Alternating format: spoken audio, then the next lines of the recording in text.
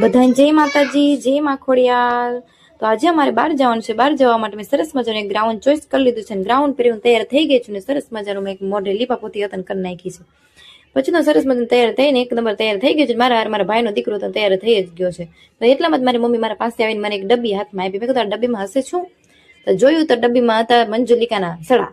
એટલે મેં તો પછી સડાને મેં કાઢ્યા ને પછી મેં કીધું હાલો પહેરી લઈએ। પછી મેં પહેરીને એનો અવાજ સાંભળતી બેઠી સરસ મજાનો ઝૂમ ઝૂમ મંજુલિકા વાળું ફીલ થતું હતું।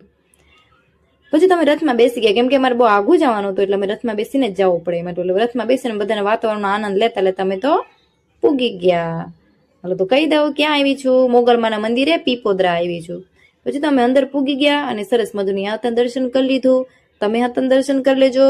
મોગલમાના મંદિરે તમે ન આવ્યા હોય તમે હતન જાજો, પીપોદરામાં આવ્યું છે।